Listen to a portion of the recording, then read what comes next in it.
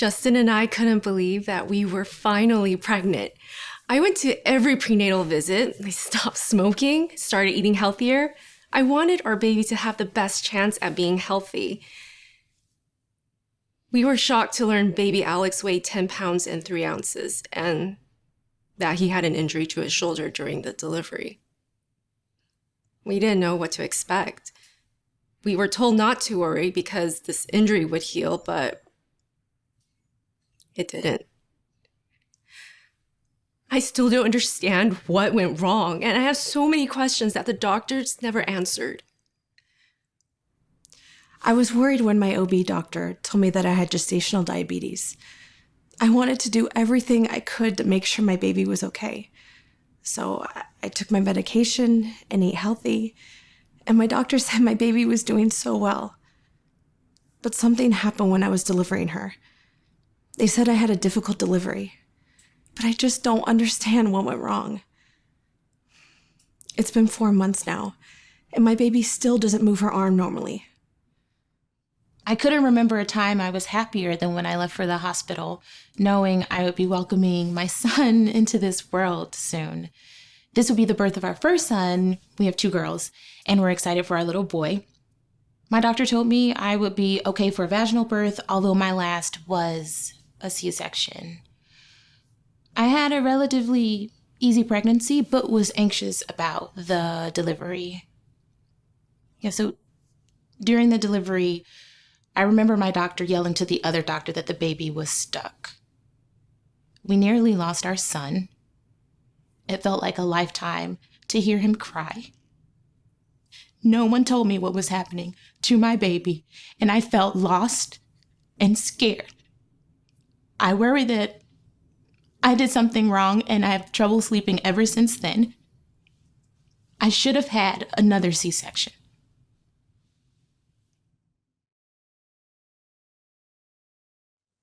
When the routine practice of gentle downward traction of the fetal head fails to accomplish delivery of the anterior shoulder, the impacted shoulder itself, or the actions to deliver the infant, a traumatic birth-related injury may result.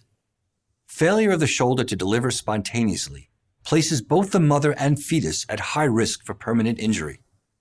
Physicians have a duty to disclose all relevant information pertaining to an adverse event to their patients in a timely manner. Failure to disclose important information may damage the relationship between physicians and their patients. Disclosure of an adverse event with prompt, clear communication helps to maintain physician-patient relationships and improves the rate of recovery through better follow-up. In addition, perceptions by patients and family of physicians hiding information may lead to an increased rate of medical malpractice lawsuits. Patients may feel they need to sue just to get information. The purpose of this video is to assist physicians in enhancing their communication skills when disclosing a shoulder dystocia injury to patients and family members. This type of injury to the infant may unfortunately occur despite the best of care. However, effective physician-patient communication is an integral part of clinical practice and is shown to positively influence outcomes by increasing patient understanding and trust. In this video, we will review a common and then an improved physician-patient discussion following a vaginal delivery with a neonatal shoulder dystocia injury. These discussions will occur immediately following delivery and at 12 to 24 hours postpartum. We will also gain insight on the steps in the disclosure process from a medical malpractice legal expert.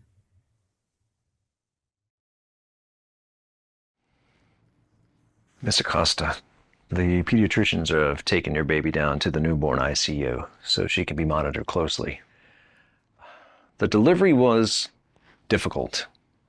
Your baby's shoulder got caught in the birth canal after the delivery of the head, so we needed to do some different maneuvers to get her out. Is she gonna be okay? The team in the NICU will take good care of her, and we'll make sure that she receives all the care that she needs. What went wrong, Doctor? Everything was going fine with Kim and our baby up until the last minute. It's sometimes difficult to predict when this sort of problem will occur during deliveries, and it can happen even when there have been no problems during the pregnancy or even during the earlier parts of labor. Are you saying there's nothing that you could have done differently to stop from hurting my baby? I did what I had to do to deliver the baby safely. We don't yet fully know how your baby was affected by the delivery, but the NICU team will do all they can for her, and we'll be sure to keep you informed of the plan of care.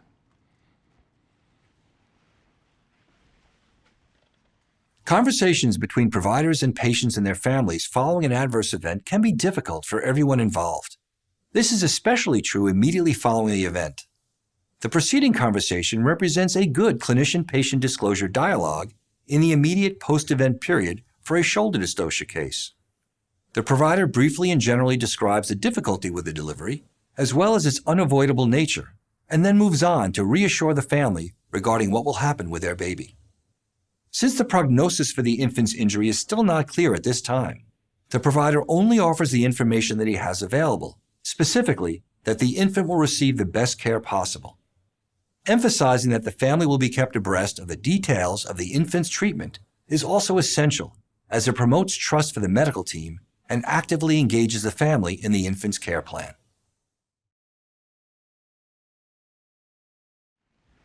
Miss Acosta, how are you? How do you feel? I'm a bit stunned. I don't understand what happened during the delivery. And I'm worried about what's going to happen to our baby. Yes, what was that? Everything was going fine up until the end. What went wrong? I understand your concerns. Let me explain what happened. During the delivery, we encountered what's called a shoulder dystocia. Now, this means that your baby's shoulder became trapped behind a bone in your pelvis. In order to free the shoulder and deliver the baby, I had to perform a series of maneuvers that involved repositioning your pelvis and the baby. Sometimes during these maneuvers, even when we are being very careful, the baby can be injured. The injury is often temporary and can improve with medical care. Couldn't you have done something differently to stop this from happening? It can be difficult to predict when a shoulder dystocia will occur. When these events occur, we try to deliver the baby as safely as possible using a standard set of maneuvers, where the mother's pelvis and the baby's arm are repositioned. And this is what we did in your case. Shoulder dystocia is a risk at every delivery, and we do what we can to reduce risks of injury. Why can't my baby be with me now? Your baby is breathing on her own. The pediatricians have taken her to the neonatal intensive care unit as a precaution, so they can monitor her closely and get her all the resources that she may need.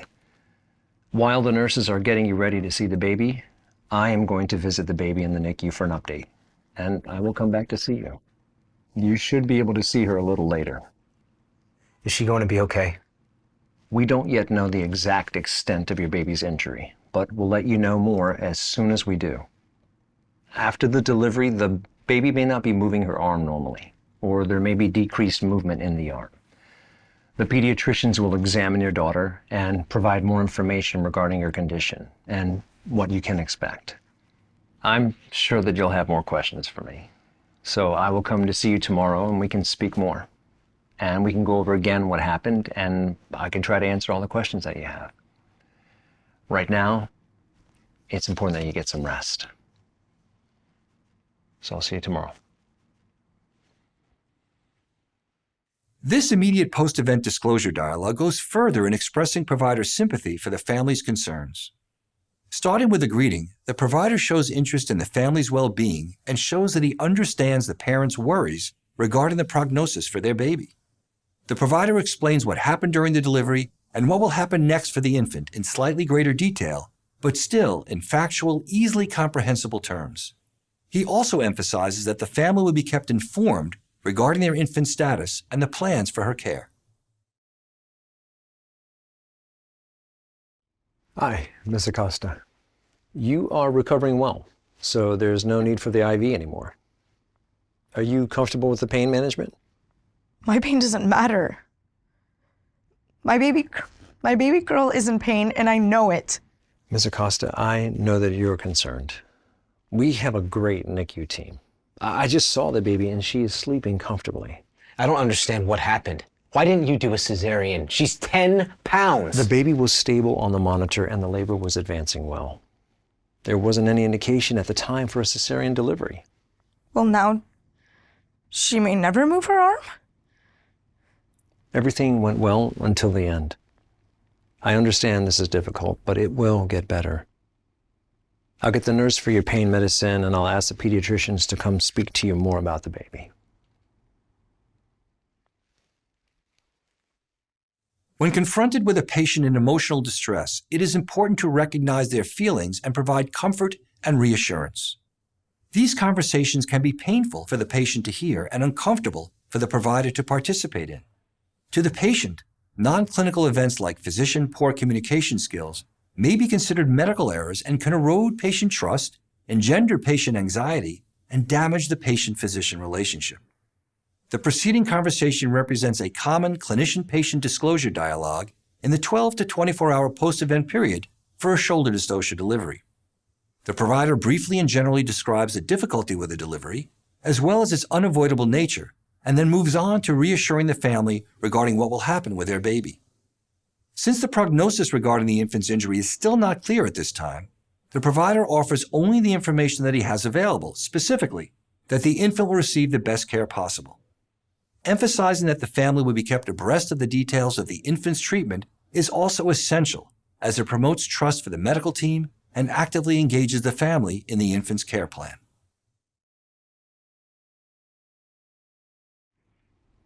Hi, Miss Acosta. I see that you're crying. Are you in pain? My pain doesn't matter. My baby girl's in pain, and I know it. Miss Acosta, the nurse will get medication for your pain so that you are comfortable. When you are comfortable and ready, I'd like to discuss your labor and delivery and your baby's status. I know that you're concerned about your daughter. I'm okay. I can talk now. Okay, Miss Acosta. Your labor proceeded normally, and the baby was stable on the monitor. You did an excellent job of pushing. What can happen is a condition called shoulder dystocia, where the baby's head delivers smoothly, but the shoulder becomes impacted or stuck behind your pelvis. We are trained to handle shoulder dystocia, having handled many dystocias in the past. We did several maneuvers to reposition the baby. However, the nerves in the baby's shoulder experienced some pressure during the delivery. She's not moving her arm now, but this may be a temporary condition. With proper care and follow-up, the function of her arm may improve. The pediatricians are taking excellent care to treat her and improve the function of her arm. And they will work out a plan of care with you to make sure your daughter gets everything she needs to have the best chance to get full recovery of her arm. I don't understand what happened. Why didn't you do a cesarean? She's 10 pounds. The baby looked good on the monitor, and the labor was advancing well. There weren't any risk factors or any indication at the time for a cesarean section. A cesarean is a major operation with its own risks. There are sometimes warning signs for a shoulder dystocia, but you and your daughter didn't have any of them. Your daughter was monitored closely during labor, and there wasn't a need to do a cesarean delivery. Now she may never move her arm. I am sorry that this happened. I truly am. We cannot change that it occurred, but we will be certain to provide the best care to your baby. I really feel badly for what you're experiencing. Unfortunately, this sometimes happens regardless of everything we do. Why can't my baby be with me now? I will speak with your nurse to get you prepared, and you can both go see your baby. Is she going to be okay? She's breathing on her own, and her vitals are normal, which is very reassuring. The condition of your baby's arm is currently uncertain. It's too early to determine if this is a temporary or permanent condition. We are going to do everything possible to help her improve. I will speak with your nurse now.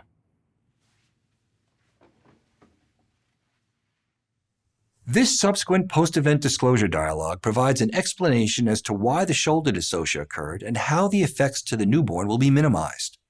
The provider shows interest in the patient's well-being and shows empathy, offering an apology for the patient's experience. The provider explained what happened during the delivery and what will happen next for the infant in more detail, with factual, easily comprehensible terms. He also emphasizes that the family will be kept informed regarding their infant's status and the plans for her care. I want to talk with you today about a really difficult event, a difficult conversation to have with a family when there's been a complication. So I want to start with, you've had a delivery, you've had a complication, a shoulder dystocia has occurred, and the long-term prognosis for the child is unclear. Will the child have a brachial plexopathy? Will this resolve? We don't know. The first thing we need to do, and you should be doing, is the good practice of medicine following a delivery, is debriefing with your team. You want to debrief with everybody, from the attendings to the fellows to the residents, nurses, anybody involved in resuscitation, whether it's neonatology and neurology, and you want to do that before the family meeting. Now, in addition, before you meet with the family, and I want to understand the following. The family wants the meeting. The family has questions. The family's looking for answers. You need to prepare for this meeting. Don't rely on your memory. That's a mistake. Review the chart. Review the notes in the chart before the meeting. Review the charts, not just your notes. Review the notes from the other services to make sure that you have a more 360-degree understanding of what's been documented. That way you can properly prepare by knowing what all of the stakeholders have documented. Now you're going to have the meeting with the family. I want you to identify a safe, calm, quiet space where you can meet with the family, and I want you to sit down with the family. And when I say sit down with the family, I want you to be on the same level. I don't want people standing and other people sitting. Studies have shown that if you continue to be at the same level, if you're all sitting, the family's perception is that the meeting was more productive. The family's perception is that the meeting lasted longer and it was more cohesive. Now, in the meeting itself, posture and attitude are everything. I want to emphasize, this is a hard conversation for you. This is a conversation the family will remember for the rest of their lives. Posture and attitude are everything. Be an active listener. Be open. Don't be looking defensive with your arms crossed. You're a thoughtful professional that's delivered care. So here, when you're speaking, I want you to be listening as much as you're speaking. You need to engage in active listening. And I want to relate to you that certain language that's your norm, it's your lexicon, is Greek to them. Shoulder dystocia, etc. We need to discuss what occurred in terms that the family can understand. And I want to emphasize the importance of posture and tone. With your voice and your posture, you can demonstrate that you are caring and that you are listening and that you are paying attention and that this is important. Hopefully, at this point, you are reinforcing the education that was provided to both mom and dad during the course of this pregnancy. And you are addressing and discussing the risks and the types of options relative to a delivery that could potentially occur. Most importantly, let's focus on the child. Let's use the child's name. Let's talk about the child's prognosis. Let's share with the family and ensure that there is a follow-up plan for the child to have the appropriate services that they need. And I want you to work with your hospital, with your risk manager, and with patient services to ensure that out-of-pocket expenses are covered, that appointments are provided for them expeditiously, that parking is facilitated, that other obligations are managed for them so that this reflects a team trying to reach to the family to make this complicated scenario a little bit easier. There's another step, though. You've had the difficult family meeting. I applaud you. It's hard. You did it. Now, from the medical legal standpoint, I need you to do something. The physician and the other individuals involved in the care need to write a note in the chart about the family meeting. There are certain critical things that need to be documented in the chart. Now, clear notes are the product of clear thinking. The note should explain that the delivery was discussed in detail with the family and that their questions were answered. It should also document what the plan for follow-up is with both mom and baby and what to expect. We should talk about, to the extent that it's within our field of expertise, the child's current status, what the plan is going forward, and we should identify who's going to be caring for the child. There needs to be coordination in the sense of a multidisciplinary team here. You may want to consider, if it's feasible, having pediatrics, pediatric neurology, etc., come with you to discuss the baby's status during this same meeting. There is effective communication and there is disclosure. This is effective communication to the family. You need to understand you're going to promise every best effort. There are no guarantees here. We're just going to promise that we're going to do everything we can to maximize the outcome possible here. You've had the difficult conversation following a difficult delivery that you appropriately managed. You've now shared with the family what occurred. You've tried to answer their questions appropriately. You've given them a plan going forward. Now you have documented thoughtfully in the chart something, and I ask you to do that because the statute of limitations, which is the legal period to bring a claim, is quite long. In New York, it's 10 years. So we want to make sure that there's a thoughtful note in the chart memorializing this in the event that there's a claim, because that will help support you. I hope that this helps you.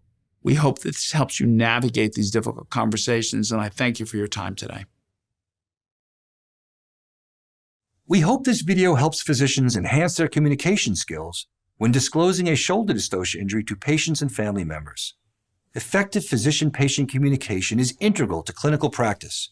Clear and concise communication positively influences outcomes by increasing patient understanding and trust. If you would like more resources on shoulder dystocia, please go to the website listed below. Our mission is to advance, protect, and reward the practice of good medicine. Serving those who provide care is at the core of who we are. We are driven by our commitment to service, strong leadership, patient safety expertise, and the ability to harness industry-leading data and analytics. Thank you for watching.